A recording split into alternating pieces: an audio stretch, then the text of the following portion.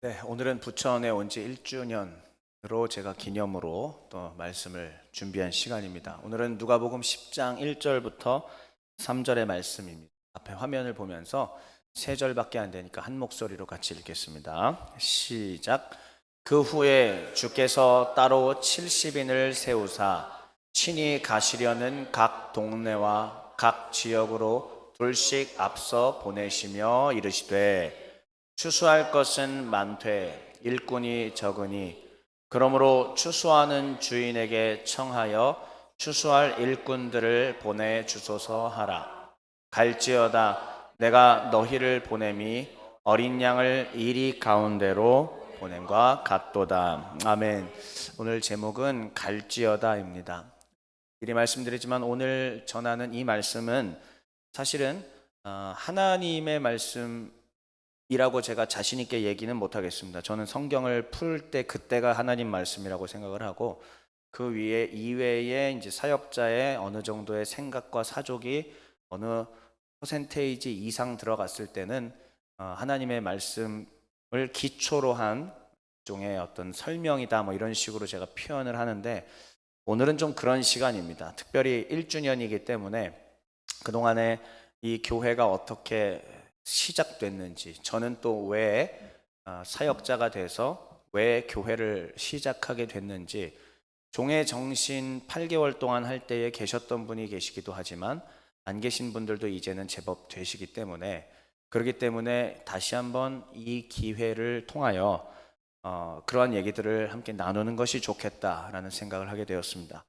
마지막에는 오늘 누가복음 본문이 딱 잠깐 읽고 마치긴 하겠지만 그의 앞선 내용들은 어쩌면 저의 이야기이고 제가 생각해온 이야기들이기 때문에 모든 것이 지금 목사를 통해서 선포되는 말이 전부 하나님 말로 듣지는 마시고 이거는 하나님이 목사를 통해서 뭔가 또한 설명하시는 것이다 정도로 오늘은 이해하시면 되겠습니다. 자, 그러면은 오늘 갈지어다라는 제목인데요. 첫 번째로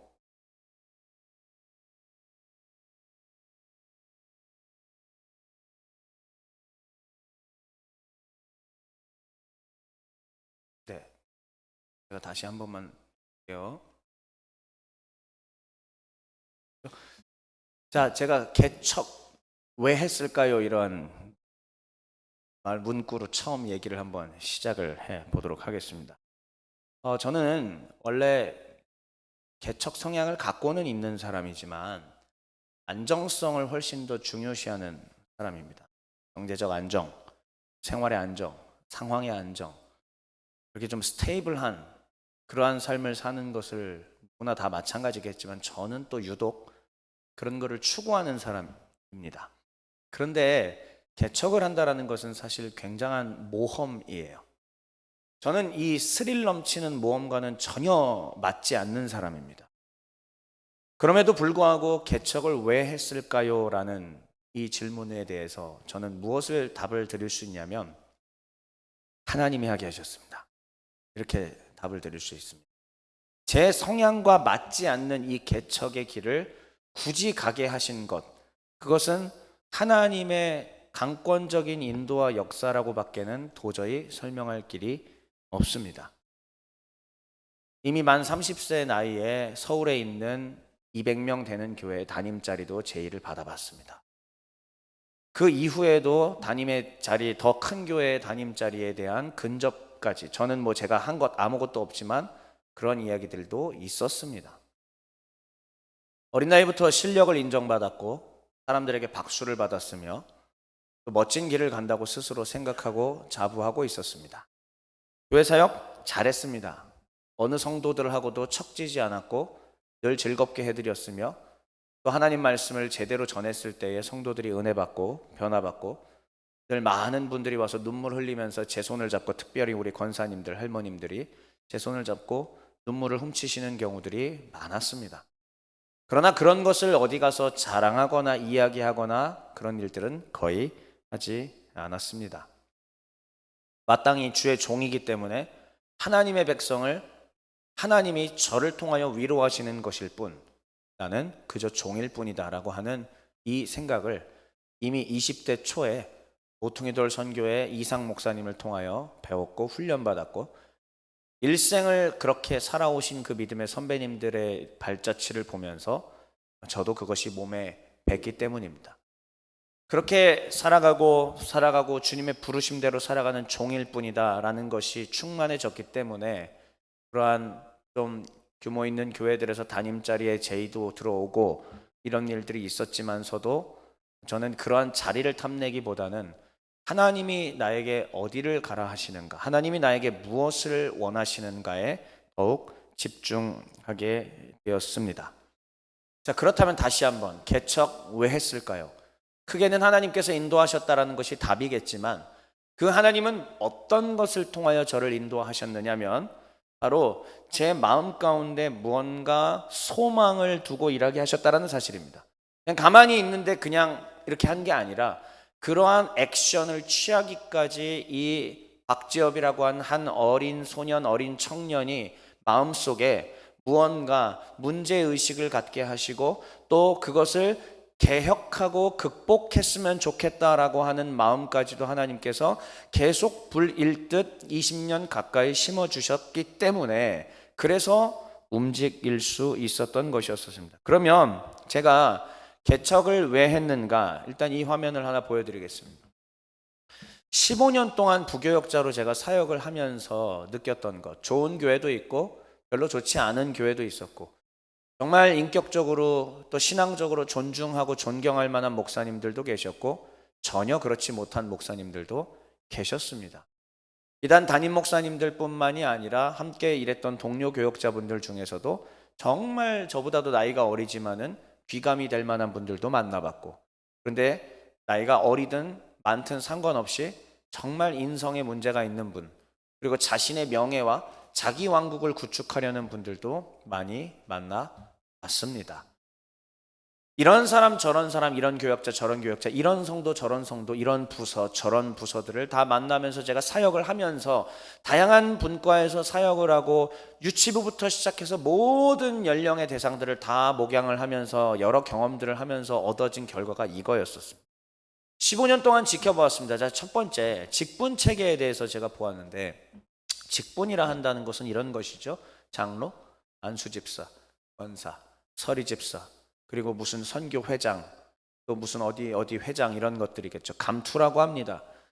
그런데 이러한 직분 체계를 15년 동안 교역자로 부교역자로 살아보면서 제가 느낀 것이 뭐냐면, 우리네 많은 교회들이 성경적 직분에 대한 이해 없이 임직을 그냥 시행하더라라는 겁니다.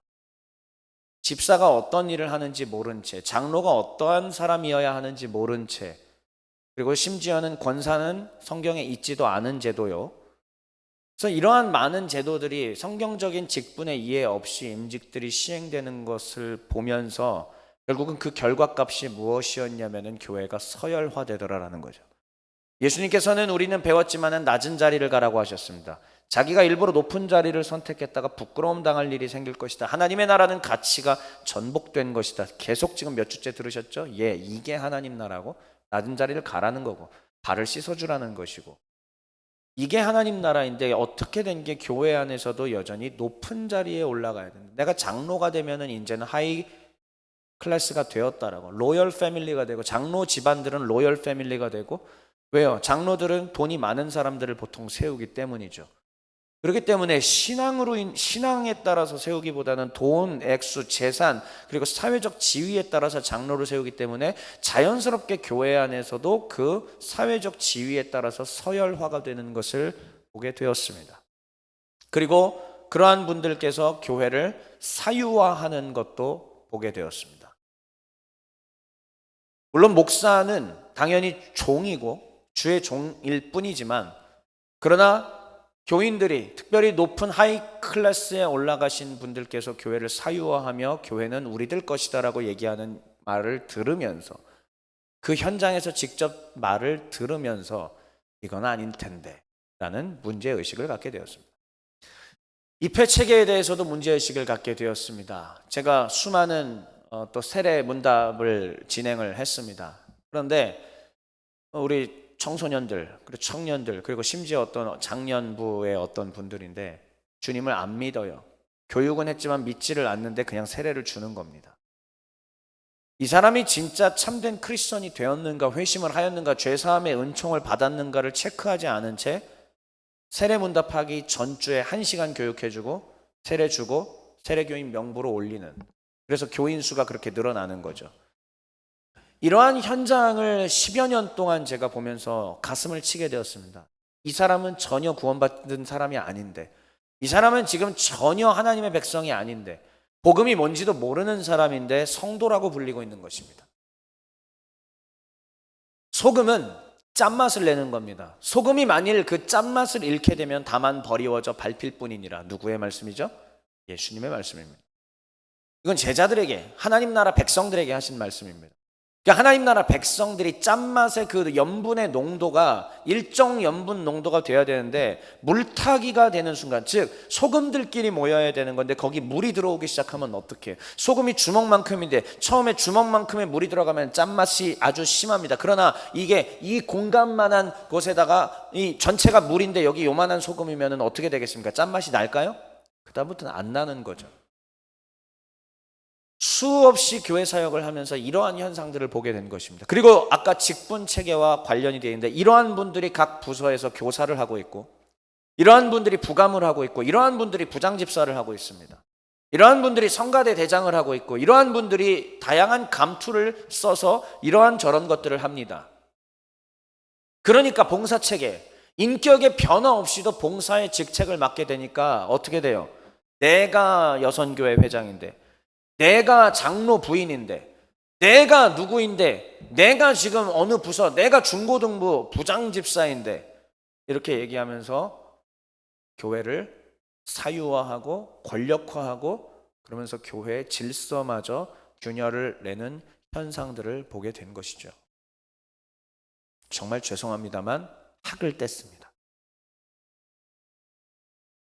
부교육자로 살면서 아주 좋은 교회도 많이 만나봤지만 정말 아닌 교회들은 학을 뗄 정도였습니다. 그 권력 다툼. 주차장에서 조금 내 차 막고 있으면 그냥 비명 지르고 소리 질러대면서 차 빼라고 막 하는 그런 거. 가다가 어깨라도 한번 부딪히면 그냥 멱살 잡고 멱살 다짐하는 거. 주차장, 식당 이러한 곳에서 조금만 하면 눈을 흘기면서 서로 그냥, 똑같은 교회에서 바로 5분 전에 예배드리고 나온 사람들끼리 서로 눈을 기고 쌍침지 켜고 있는 것. 이건 교회가 아닌데. 이건 소금의 맛이 이미 다 사라진 건데 어떻게 하지? 그런데 이제 가장 큰 문제는 무엇이었냐면, 어린 시절부터 일생 동안 교회를 다녔습니다. 세계에서 가장 큰 교회도 다녀봤고, 그 다음으로는 5,000명 교회도 다녀봤고, 늘 거대한 교회만 있었고, 거기서 굉장히 중요한 직책을 맡고 사람들의 스포트라이트를 받으면서 최고 신앙 엘리트로 어린 시절부터 살아왔습니다. 그래서 저도 어깨에 뽕이 이만큼 차 있던 그런 사람이었죠. 그러나 우리 주님께서 성경을 통해서 저를 깨우치시고 변화시켰습니다. 하지만 정작 제가 그렇게 변화되기 시작한 것은 언제부터인가? 사역자 되고 나서부터예요. 사역자가 되고 나서 모멸감을 느끼고 멸시당하고 성도들한테 무시당하고 그러한 일들을 당해가면서 비로소 주님이 말씀하신 길이 이거였구나라고, 그때서야 나를 사역자로 부르신 것은 축복이었구나 라고 제가 깨닫게 되었는데, 근데 이제 다시 돌아올게요. 그럼 정작 사역자가 되기 이전에 제가 청년 때까지, 제가 만 24세 될 때부터 제가 이제 사역을 시작을 했으니까, 그러면 청년 될 때까지, 그때까지 들었던 그 수많은 말씀들, 수련회에 가서 막 부르짖어 기도하고 들었던 그 수많은 유명 강사들의 말씀들 전부 다 쌓여 있을 거 아닙니까? 쌓여 있음에도 불구하고 무엇이냐면은 사실은 성경에 대한 체계를 갖추지 못했다는 거예요. 성경이 66권으로 된 것조차도 모르고, 창세기부터 요한계시록이 있다는 것조차도 제대로 모르고, 예수 그리스도께서 왜 십자가 지셔야 됐는지도 잘 모르고, 예수님이 십자가 지셨는데 우리 죄가 왜 사해지는지 전혀 설명할 수가 없고, 매 주마다 목사님들, 전도사님들께서는 그저 우리 청소년들, 우리 청년들에게 위로가 되는 말만 전해주고, 신앙의 근본, 이렇게 하는 게 참된 크리스천의 길이라는 것이 차곡차곡 체계화되게끔 도와주지를 않으며, 그런데 어른 성도들도 그게 별반 다르지 않다는 겁니다. 매주마다 전혀 다른 본문에 전혀 다른 이야기들을 들으면서 구슬이 꿰어야 보배가 되는 건데 구슬이 꿰이는 작업들이 일어나지 않게 되는 것이죠. 일평생 신앙생활에도 내가 지금 죄 짓고 있는 것조차도 못 느끼는 사람들을 보며, 나도 마찬가지였고요. 그걸 보면서 결국은 교회는 생각하는 성도들을 길러내지 않는구나. 신앙과 신학체계가 정말 올곧게 서 있는 사람들을 길러내지를 못하는구나. 그럼 그 결과가 여러분 뭔지 아십니까? 목사에게 종속되는 거예요. 목사님이 강단에서 옳게 얘기하시고 옳게 하시면은 아주 좋게 되겠지만, 목사님이 자신의 생각으로 하나님의 말이 아닌 자꾸 자신의 말을 전하기 시작하면서부터는 무슨 일이 되기 시작하느냐? 그 목사님의 생각에 종속이 되고, 그래서 그 목사님이 아니면은 우리는 하나님의 뜻을 이해할 수가 없다 생각하게 되고, 그래서 그 목사님은 하나님 바로 밑에 있는 높은 존재로 올려버리게 되는 이러한 현상이 빚어집니다. 제가 어릴 때 그랬어요. 목사님은 그러한 분이니까 그렇게 해야 되라고 교육받아왔고 실제로 그렇게 여겼고 하늘에 있는 존재같이 여겼습니다. 이게 좋은 걸 수도 있지만 오늘날 우리 대한민국의 개신교회의 현상들을 보노라면 안 좋게 되었다는 것을 분명하게 우리가 깨달을 수가 있게 됩니다. 이것이 바로 제가 개척을 하게 되는 데에 하나님께서 저에게 이러한 것들을 보게 하시고 문제점을 느끼게 하셨던 겁니다. 그러면 요거 그대로 해결책이 제가 어떻게 하면 될까 스스로 고민하면서 지난 15년 동안 이렇게 준비를 하였습니다. 직분체계의 문제, 입회체계의 문제, 봉사체계의 문제, 교육체계의 문제 전부 다 여기로 통하더라고요. 첫째, 목사 문제입니다. 무조건 목사 문제입니다. 목사가 성경을 제대로 모릅니다. 66권에 대해서 각 권을 충실하게 해설할 수 있는 능력이 되지 않습니다. 목사가 신학에 대한 올바른 체계, 세상 역사와 세상의 이 일들에 대한 기본적인 이해도가 현저히 떨어집니다.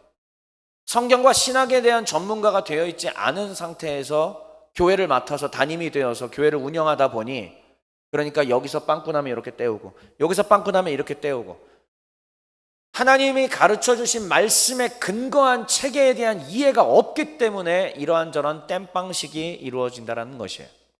그래서 저는 깨달았습니다. 20대 초반에 목사는 성경과 신학의 전문가가 되어야 된다. 나는 40세가 되기 전까지 죽을 각오를 하여 내 이름을 날릴 생각하지 말고, 드러낼 생각하지 말고, 높은 자리 가려 하지 말고 성경과 신학의 전문가가 되자. 그것이 하나님과 제가 서로 다짐한 거였었습니다. 하나님과 저 사이에. 지금까지 준비를 했고요.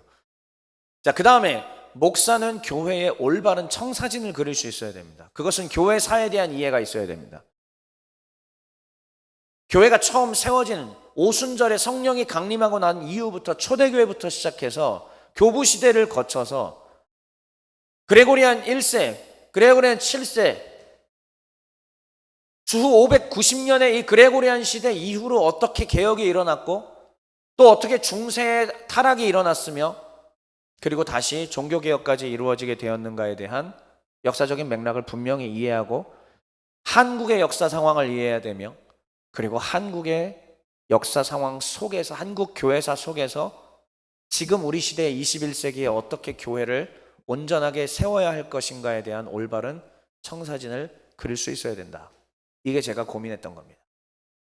그리고 가장 중요한 마지막 내용이 뭐냐면, 목사는 목회의 주인이 누구인지를 알아야 된다는 겁니다. 이 강단의 주인은 매주마다 여러분들한테 제가 말씀드린 적이 있나 모르겠는데, 매주마다 저는 이 자리가 하나님 자리라고 생각하고 올라오고 하나님께 올라가십시오라고 하고 올라옵니다. 여기는 나는 말을 전하는 자일 뿐이고 하나님 당신이 당신의 양들에게 꼴을 주시는 자리이고, 하나님 그래서 제가 제 생각이나 저의 이것으로 오염되지 않게 하여 주옵소서 하고 준비하고 올라가는 거예요. 목회에도 마찬가지입니다. 여러분, 제가 이 교회의 목사라고 해서 이 목회의 주인은 제가 아닙니다. 주 예수 그리스도이십니다.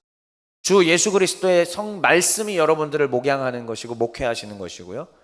우리가 이 이해를 올바로 하고 있어야 저도 여러분들도 서로 온전하게 하나님 나라를 살아갈 수가 있게 됩니다. 자, 그런데 지금 저러한 사고가, 제가 지금 저렇게 세 문장으로 정리한 저 사고가 그러면 어디서부터 왔을까? 결국은 아래에 있는 거 한번 같이 읽어주실래요? 빨간 글씨요. 시작. 오직 성경. 종교개혁이 일어날 때에 5가지 의제였었습니다. 솔라 스크립투라, 오직 성경. 솔라 피데, 오직 믿음. 솔라 그라티아, 오직 은혜. 솔루스 크리스투스, 오직 그리스도. 그리고 맨 마지막이 솔리데오 글로리아, 오직 하나님께 영광을. 라틴어에 있는 이 격변화를 통하여서 이 5가지의 의제가 지금으로부터 500년 전에 나오게 된 겁니다. 그리고 그 중에서 저는 가장 중요한 것은 뭐냐? 바로 솔라 스크립투라라고 생각합니다. 성경에 대한 이해가 떨어지기 때문에 목회자들이 자기 멋대로 하기 시작합니다. 그 시대에는 왕이 없으므로 각기 자기 소견에 옳은 대로 하였느니라. 이게 바로 왕 대신 하나님의 말씀에 대한 공부를 게을리하고 왕 대신 하나님의 말씀에 근거하여 살아가려는 것들을 게을리하기 때문에, 그래서 목회와 교회의 주인이 목사가 자기 자신이라고 생각하기 때문에 빚어지는 참담한 문제라는 것입니다. 그래서 저는 20대, 30대 내내 이것을 목표를 삼아서 이 솔라 스크립투라를 온전하게 이룰 수 있는 사람이 되어야겠다. 그리고 여러분들이 잘 아시다시피 제 지난 10여 년의 삶이 그것을 실제로 준비한 삶이었습니다. 그렇기 때문에 개척을 왜 했는가? 하나님이 이러한 것을 느끼게 하셨고 하나님이 이런 걸 준비시켰기 때문에 이제는 새로운 길을 갈 수밖에 없다. 루터도 그 당시에 원래 사제였습니다. 가톨릭 사제였잖아요. 가톨릭 사제였음에도 불구하고 가톨릭에서 나와서 개신교를 시작한 것입니다. 저는 여전히 개신교 목사입니다. 개신교인입니다. 그런 개혁을 할 건 아니지만, 그러나 우리가 직분체계, 입회체계, 봉사체계, 교육체계에 솔라 스크립투라로부터 너무 멀어진 문제가 발견되었다면 어떻게 해야 되느냐? 돌아와야죠. 개신교를 떠날 건 아니지만 그러나 이 부분에 문제가 되는 것들을 제대로 개혁을 해야죠. 저는 그렇게 결심을 한 겁니다. 그래서 개척까지 이루어지게 된 것이고, 그래서 주일 예배, 그리고 앞으로 또 제가 목회 정말 방향성으로 20대 때부터 잡고 있었던 것, 수요일은 뭐하냐? 무조건 수요일은 퇴근하고 여러분들 오시면은 1시간 동안 수요는 교리 강론입니다. 마틴 로이드 존스가 영국에서 그렇게 일생을 해오셨고 수많은 존경받는 분들이 그렇게 해오셨습니다. 자기 자신의 이름을 드러내거나 명예를 드러내려고 하지 않고 지루하지만 재미없지만 그렇게 했습니다. 주일날에는 성경을 설명하는 데 충실히 했습니다. 우리의 믿음의 귀한 선배님들께서 그 일들을 하셨고 그 시절에 어마어마한 화려한 건 없었지만 은근하면서도 튼튼한 신앙적인 개혁과 회심과 회개의 역사들이 끊임없이 있어 왔습니다. 그래서 저는 개척을 디자인하면서 어떻게 생각했느냐, 이미 옛날부터 고민했던 거를 개척 디자인하면서 주일날에는 성경 강론이다. 주일날은 무조건 성경을, 그래서 일생 동안 나와 함께 한 30년 정도 함께 신앙생활 한 사람들이라면 적어도 66권 전체에 대한 충실한 이해와 그로 인한 인격의 변화와 성숙함과 성령의 충만함이 있을 수 있게 해야겠다. 이게 제 목표였습니다. 그리고 수요일 날에는 교리 강좌를 하자라고 결심했고, 그리고 금요일은 너무 머리가 딱딱해진 신앙으로만 굳으면 안 되니까 정말 다 내려놓고 아버지 하나님 앞에서 가슴 치며 통해 자복하며 찬양하고 울며 기도하는 그러한 부르짖는 기도를 해야겠다라고 결심을 했던 것이죠. 직분개혁을 하기로 결심했습니다. 그래서 여러분들을 계속 제가 성도님이라고 하라고 제가 시키는 겁니다. 나중에 집사가 세워질 겁니다. 근데 집사 한 명이 굉장히 어렵게 세워질 겁니다. 장로는 더 어렵게 세워질 겁니다. 장로는 왜냐하면 저와 함께 신학을 교육하는 사람이기 때문입니다. 실제로 저와 함께 신학을 교육할 수 있는 그 사람들이 곧 장로요. 그 기능이 되지 않는 사람은 죄송합니다만 평생 장로를 할 수가 없습니다. 왜? 서열이 아니기 때문입니다. 기능이에요. 신학과 성경을 교육할 수 있는 사람이 훗날 장로가 될 것이고요. 집사는 성경적으로는 어떤 사람이냐? 교회 내에서 행정적인 거, 굳은 일이나 이런 것들을 도맡아서 일을 보는 사람들. 그래서 실제로 교역자분들이 하는 잡무 있죠? 그동안 많은 교회 다니면서 부교역자, 저도 몇 년 전까지 부교역자로서 했던 거 다 보셨죠? 제가 하는 바로 그런 일들을 더 적극적으로 교회 내에서 담당하는 사람들이 바로 집사가 될 겁니다. 그러나 집사, 장로, 진짜 종회교회에서는 아주 희귀하게 세워질 겁니다. 많지 않을 겁니다. 제 생각으로 하나님이 만약에 허락하셔서 우리 교회 정회원이 혹시 열심히 해서 100명이 된다. 그러면은 집사가 그 중에 10명이 안 될 겁니다. 100명 중에 집사는 5명, 6명 될지, 장로가 그때까지 1명이 나올지도 모릅니다. 아직. 이게 직분개혁이고, 이게 500년 전에 처음 장로교회가 세워질 때 스코틀랜드의 존 낙스에 의해서, 그리고 그 뒤에 많은 장로교들이 이렇게 계속 발전해 오면서 충실하게 이 일들을 했습니다. 조금 더디더라도 하나님이 정하신 방법대로 건전하고 건강하게 가는 게 옳지 않겠습니까, 여러분? 동의하시죠? 세례교육도 그냥은 안 됩니다. 철저하게 세례교육을 하고 진짜 이 사람이 구원받은 건지 아닌지, 정말 죄사함의 은총이 이 사람에게 임했는지 안 임했는지 묻고 또 묻고 심사하고 검증한 뒤에 진짜 구원받은 신자가 되었다면 그때야 온 교인들 앞에서, 그리고 만왕의 왕이신 우리 하나님 앞에서 위대한 세례식을 주게 되는 것이죠. 이렇게 바로 개척을 디자인한 겁니다. 여기에 가장 핵심은 무엇인가? 성경 교육을 회복시키는 것. 그래서 제가 지난 15년, 20년 동안 여기에 목을 매서 오게 된 것입니다. 한 가지 더 얘기할 것이 있습니다. 그것이 무엇이냐면은, 이렇게 교회를 개척하는 데 있어서 사실 하나님께서 저에게 구체적으로 들려주셨던 말씀들이 있었습니다. 제가 오늘 정말 처음으로 우리 성도님들께 이것을 얘기합니다. 그동안 우리 운영위들하고는 교회를 함께 운영했기 때문에, 함께 공동목회 거의 차원이기 때문에 얘기했지만, 성도님들한테 오피셜하게는 처음으로 이 이야기들을 합니다. 물론 사적으로 몇 번 오갔던 분들은 있겠지만, 하나님은 지난 10년 전부터 저에게 이미 2015년, 16년 이때부터 저에게 개인적으로 주신 말씀들이 있었습니다. 그것이 뭐냐? 하나님, 그럼 어떻게 해야 되는데요? 어떻게 개혁을 해야 되는데요? 어떻게 교회를 세워가야 되는데요? 주님이 원하시는 것이 무엇인데요? 주님께서 저에게 분명하게 들려주신 말씀, 방법, 땅을 팔아. 땅을 깊이 팔아. 미련해 보여도 그렇게 해라. 하나님, 땅을 파고 열심히 파는데 아무 변화가 없는데요? 팔아. 깊이 파는 자가 나중에 최종 승자다. 하나님, 정말 무의미합니다. 안반을 만났습니다. 내 곡괭이가 부러질 겁니다. 팔아. 파고 또 팔아. 여러분, 이 파는 게 뭘 것 같으세요? 제가 책상에 앉아있는 시간들입니다. 바로 성경에 대해서 전문가가 되기 위해서 66권을 가지고 그냥 읽고 묵상식으로는 누구나 할 수 있어요. 그게 아니에요. 여러분, 목사가 해야 되는 거는 읽고 묵상한 거 전해주는 게 아니에요. 목사는 성경에 대한 전문적인 걸 여러분들한테 줘야 되거든요. 왜? 그 안에 하나님의 숨겨져 있는 보화가 땅속에 있거든요. 그런데 하나님께서는 네가 그거를 파낼 정도로 스스로 노력하지 않으면은 영원히 너 성도들은 이걸 먹을 수가 없다. 이게 주님이 저에게 10년 전에 이미 주셨던 말씀입니다. 하나님, 안반을 만났습니다. 파도 안 파집니다. 히브리어 팔아. 하나님, 헬라어의 안반을 만났습니다. 팔아. 계속 팔아. 하나님, 저 혈압 200까지 올랐습니다. 하나님, 나 지금 얼굴이 완전히 다 지금 썩어가고 있습니다. 저 건강 다 잃어가지고 조금만 견뎌라. 거의 다 됐다. 거의 다 됐다. 주님께서 저에게 약속하신 건 뭐냐? 어느 순간에, 그래서 그 스팟에서 딱 쳤을 때에 물이 솟아오르면 깊이 파졌잖아요.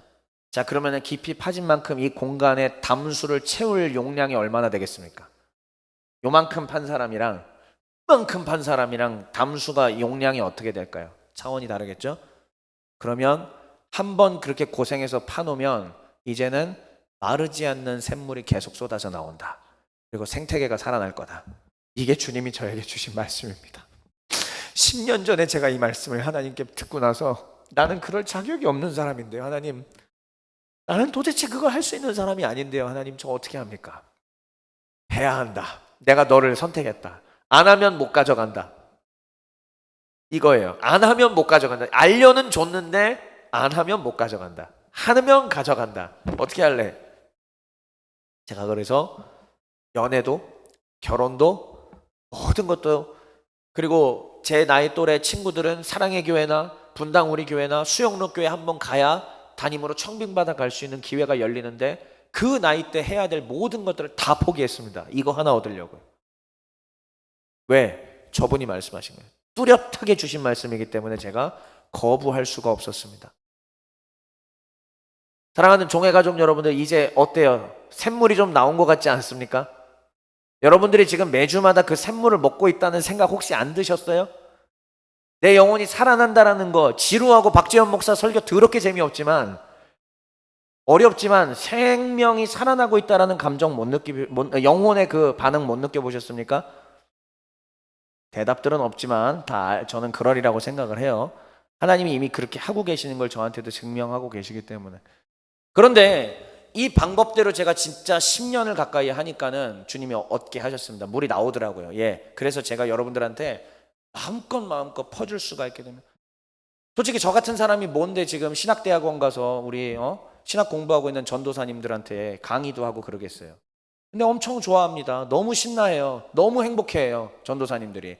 이렇게 깊이 있는 거를 도대체 자기들이 어디서 배울 수 있겠냐면서. 예, 하나님이 준비시키셨기 때문에 가능한 거라고 생각합니다. 근데 이제 그 대상이 있어요. 보통 목회라고 하면은 윗세대 어르신들을 보통 대부분, 대한민국이 지금 보통 교회들의 평균 연령이 어떤지 아세요? 지금 이제 10년 전만 해도 교회들의 평균 연령이 60세라고 했는데요. 지금 70세 거의 다 됐어요. 이제 20년만 더 지나면은요, 한국 교회 인구 절반으로 줍니다. 그건 확실합니다.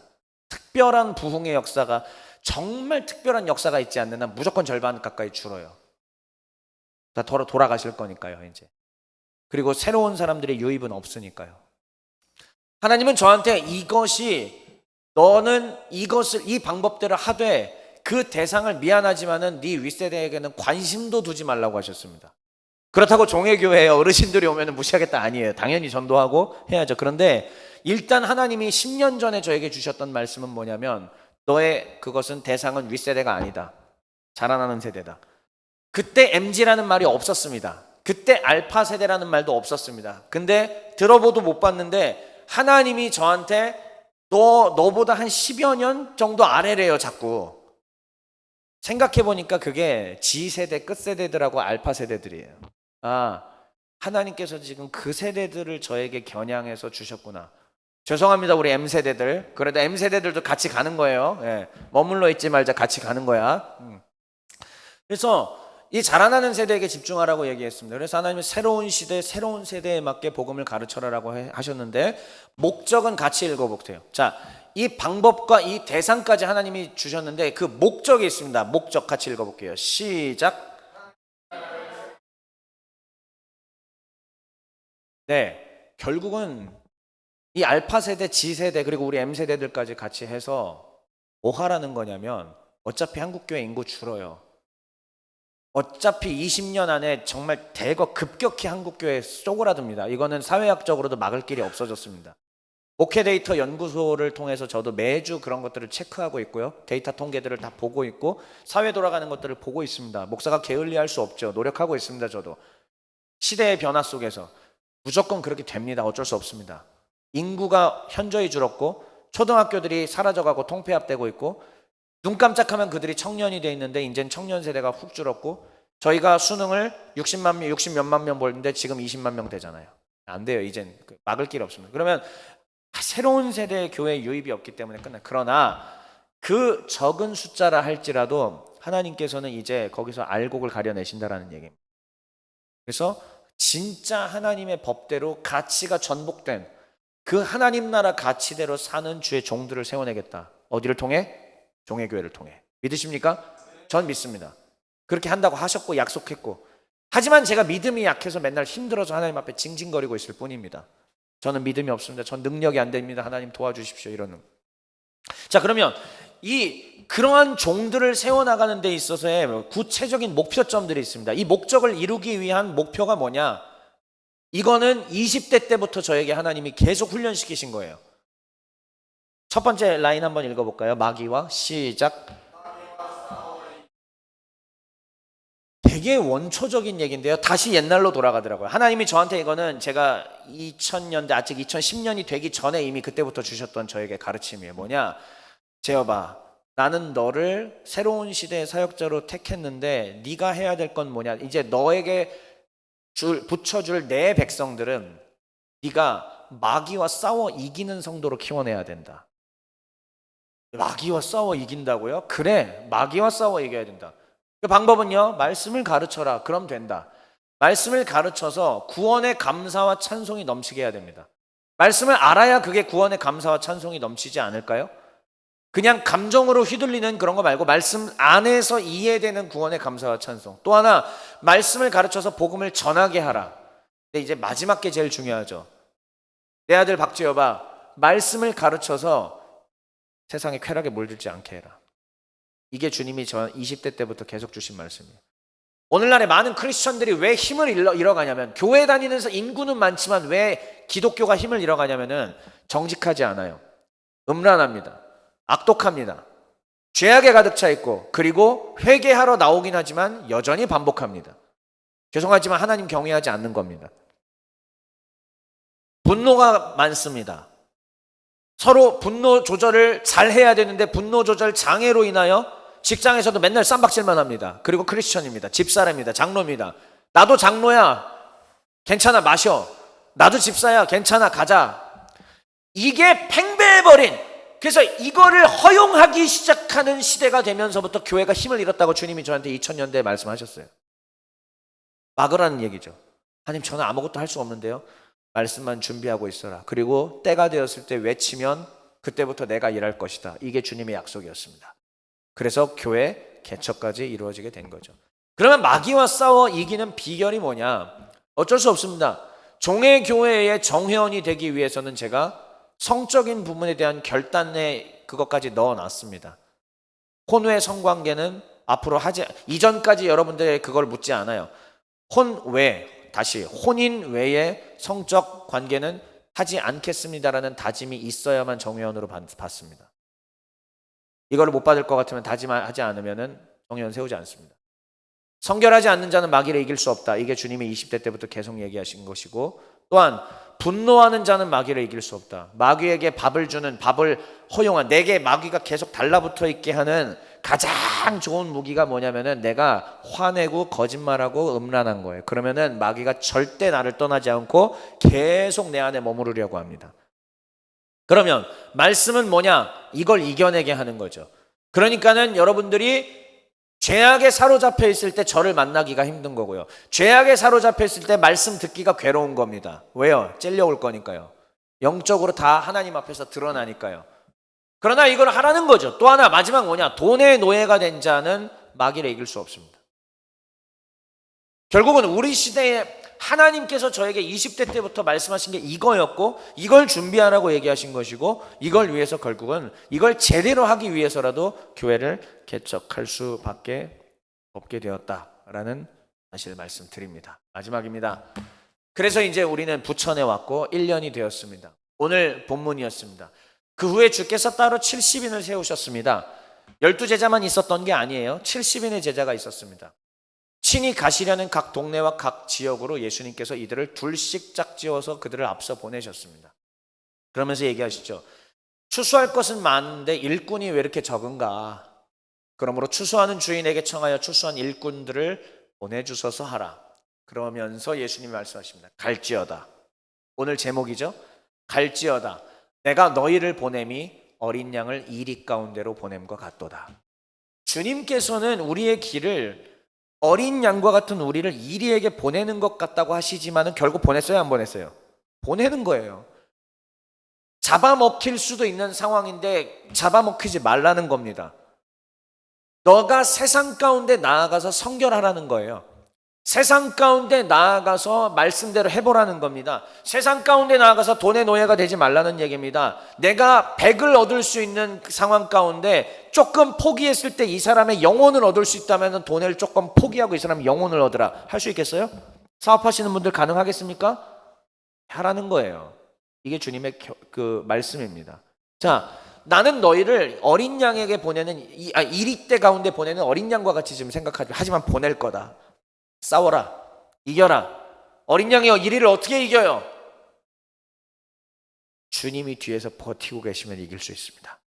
이거를 지금까지 하나님이 저에게 준비시키신 것이고, 그리고 하나님은 그리고 우리 운영위의 전혀 예상과 계획과 상관없는 한 번도 생각해 보지 못한 부천으로 이곳으로 옮기시고 자리를 잡게 하셨습니다. 이곳에서 언제부터 언제까지일지 전 모릅니다. 솔직히 말하면 인간적인 마음으로는 빨리 이곳을 가득 채워서 또 새로운 곳으로 갔으면 좋겠습니다. 더 좋은 환경으로. 그건 뭐 인간적인 개인의 욕망일 뿐이고, 그러나 저는 주의 종이기 때문에 종은 주인의 명령대로 할 뿐입니다. 주인이 인도하시는 대로 순종하고 갈 뿐이죠. 하지만 하라는 거였습니다. 땅을 파라고 하셨고, 가르치라고 하셨고, 전하라고 하셨고, 그러면 이 내용이 마지막으로 우리 주님께서 우리 교회 종의 가족들 전체에게 주는 메시지로 받길 바랍니다. 갈지어다. 이제 이 부천 지역에서 우리는 복음을 전해야 됩니다. 제가 지난 10월 막 이럴 때는 때가 되었긴 했지만은 아직은 가만히 계십시오라고 한 거 아시죠? 그때는 하나님이 그렇게 얘기하시기 때문에 가만히 있는 건, 하지만 이게 때가 된 거예요. 나팔을 불 때가 되었고, 외쳐야 될 때가 되었고, 이제는 우리가 복음을 전파할 때가 되었습니다. 그런데 저와 여러분 모두가 다 어린 양이에요. 어디로 나아가는? 이리대로 나아가는 지금 어린 양과 같습니다. 잡아먹힐 위험에 있습니다. 그러나 주님이 지켜주실 것을 믿습니다. 여러분들이 그동안 맛보셨던 그 깊이 샘물이 올라온 그 깊은 곳에서 올라온 샘물의 맛, 거기서 얻어진 은혜, 그리고 겪으셨던 회복, 그 역사를 담대하게 전파하십시오. 더 많은 영혼들이 하나님 나라를 받아들이고 하나님 나라 규칙대로 가치대로 살아가게 길을 자비를 하십시오. 주 예수께서 친히 그들의 마음을 두드리실 수 있도록 길라자비의 역할만 해 주십시오. 나머지는 성령께서 하실 것입니다. 이것이 오늘 이곳 부천에 온 지 1년 되는 이 때에 하나님께서 저를 통하여 조금 나누고 설명하게 하신 것입니다. 이 중에 하나님의 말씀으로 여러분들이 받을 것들만 받고 취하시고, 또 상당 부분은 제 인간의 이야기였다라는 사실을 다시 한번 꼭 기억하시고, 성령께서 여러분들한테 꼭 필요한 것들로 채워주시리라 기원합니다.